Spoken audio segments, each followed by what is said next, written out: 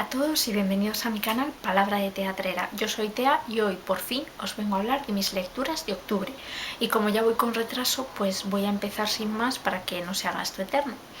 Entonces, el primer libro que leí en octubre fue Pequeños fuegos por todas partes de Celeste Ng.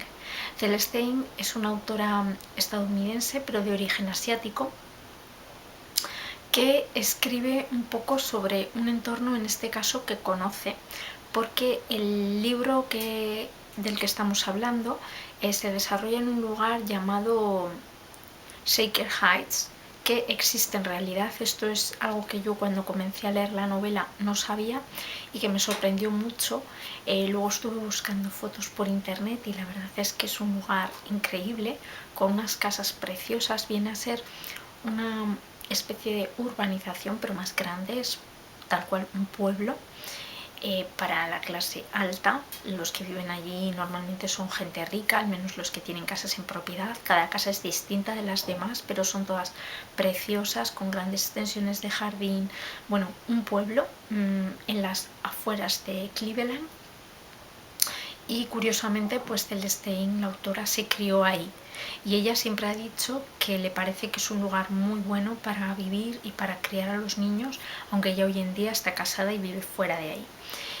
Lo curioso de este lugar, de Shaker Heights, es que viene a ser como un lugar con sus propias normas, ¿no? Hay patrullas vecinales que vigilan que la basura se saque siempre cuando hay que sacarla, que las casas por fuera guarden una estética que sea acorde con el lugar, que por ejemplo en Halloween haya una hora en la que los niños pueden empezar a pedir truco o trato y una hora en la que tienen que terminar. Todo está muy reglamentado. Entonces la autora decía en una entrevista que está muy bien vivir ahí, estás como muy protegido, pero luego cuando sales de ahí te das cuenta de que el mundo es otra cosa. Pues bueno, en Pequeños fuegos por todas partes nos vamos a encontrar la historia de dos familias. Una de clase alta con 3 hijos que vive allí, y luego por otro lado, a una de las casas de alquiler que tienen un precio más asequible, acude una madre soltera con su hija adolescente.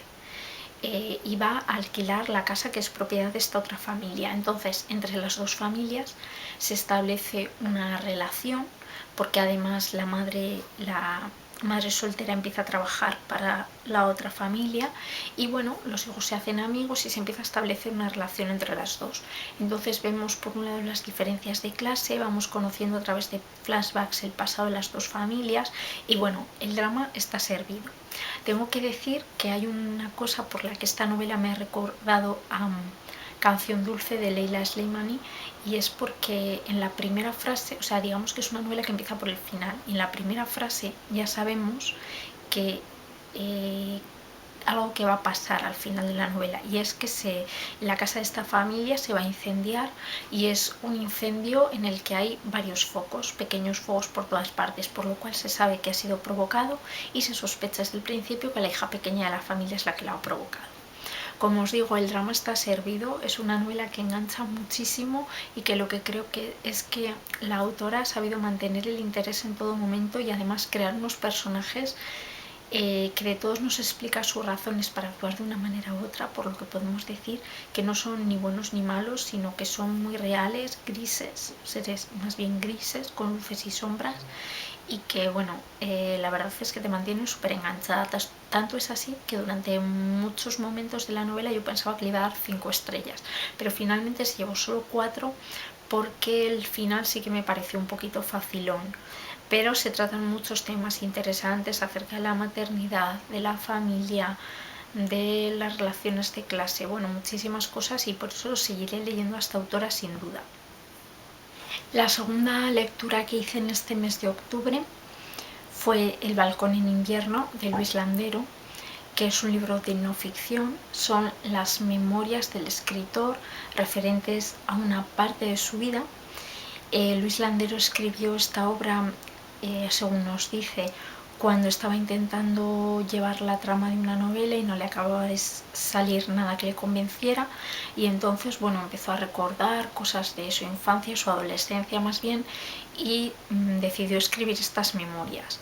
Estas memorias parten de cuando él, si no me equivoco, tiene unos 14 años, que es cuando falleció su padre, un padre bastante autoritario, pero al que a pesar de todo quería, y él queda con su madre en la casa familiar ya en Madrid, porque ya hacía un tiempo que se habían trasladado del campo en Extremadura, en Alburquerque, Badajoz, a Madrid.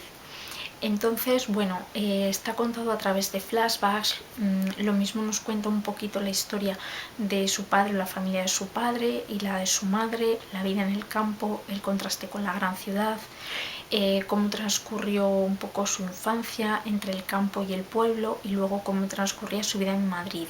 También nos habla de cómo él se empieza, digamos, a hacer adulto, empieza a caminar hacia la vida adulta, empieza a encontrar su vocación hasta decidir que quiere ser escritor. Entonces, en un principio yo pensaba que este libro iba a ser para mí un acierto de pleno, ¿no? Que iban a ser 5 estrellas, pero desgraciadamente se ha quedado en 3 estrellas. Es un libro que está bien, que me ha gustado, que hay momentos y hay páginas que me han resultado realmente bellísimos, pero sin embargo de alguna manera no he llegado a meterme del todo en la historia, quizá por la forma un poco desilvanada que tiene de contar las cosas, con saltos adelante, atrás, a veces con escenas que no terminan del todo, que de ahí salta a otra cosa, ¿no? Porque al fin y al cabo no es una autobiografía, sino que son unas memorias. Entonces se me ha quedado un poco corta en ese sentido, y por eso es que se ha llevado 3 de 5 estrellas en Goodreads. Pero lo que sí es cierto es que he descubierto que Luis Landero escribe muy bien, no había leído nada de él y tengo ganas de leer alguna de sus novelas de ficción. Después, aprovechando que el mes de octubre es el mes en el que se celebra Bigtober, es decir, el mes de la literatura victoriana, en muchos canales de habla inglesa sobre todo, pero también en canales de habla hispana, pues bueno, decidí leer Una mujer sin importancia, de Oscar Wilde, una obra de teatro que yo en su momento tuve muchas ganas de ver sobre las tablas, pero finalmente no pudo ser, y desde entonces tenía ganas de leerla. Entonces esto ha supuesto para mí una pequeña decepción, porque no me ha gustado como esperaba. Nos cuenta la historia de una mujer con un hijo ya mayor, y parece ser que esta mujer tiene un oscuro pasado del que no sabemos demasiado, pero que sí se intuye que hay algo oscuro, oscuro al menos para la época victoriana.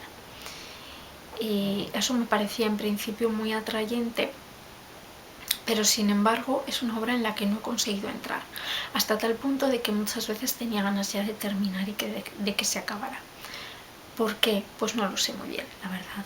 Es cierto que es una obra, creo que en la que el autor expone unas ideas bastante feministas y adelantadas para la época, en el que hace una crítica muy mordaz al clasismo y a determinadas actitudes de su época. Creo que eso está muy bien, pero de alguna manera a veces he tenido la sensación de que había cosas ingeniosas o cosas con doble sentido que yo no terminaba de pillar, y eso me ha hecho sentir un poco incómoda y que no disfrutara de la obra, y es por eso que desgraciadamente me he visto obligada a darle 2 de 5 estrellas en Goodreads. Como digo, no quiere decir que sea una obra mala, ni muchísimo menos. Hay muchísima gente que le ha dado 5 estrellas, pero no sé, quizá a pesar de que la temática pensaba que iba a ser completamente para mí, pues no lo ha sido. No sé si ha sido el momento en que la he leído o qué, pero no la he disfrutado, y por eso se ha llevado solamente 2 estrellas. Y luego, también siguiendo un poco con la temática de la época victoriana, pues he leído David Copperfield, de Charles Dickens. Yo lo empecé en septiembre con El Club de la Pecera de Raquel, pero bueno, enseguida me quedé descolgada y dije, bueno, pues aprovechando que en octubre es Bigtober, lo termino ahí. Lo cual, como veis, pues he tardado casi 2 meses o un mes y medio largo en leer este libro. Es un libro muy grueso, de muchísimos capítulos, que nos cuenta la historia de David Copperfield, un chico desde la infancia, desde su nacimiento. Es un hijo póstumo que está en una situación de bastante pobreza. Alerta de spoiler, va a ser bastante desgraciado, aunque ya os lo imaginaréis, porque en las novelas de Charles Dickens son así. Y bueno, nos va a contar, digamos, casi toda su vida hasta llegar ya a la vida adulta, joven pero adulta.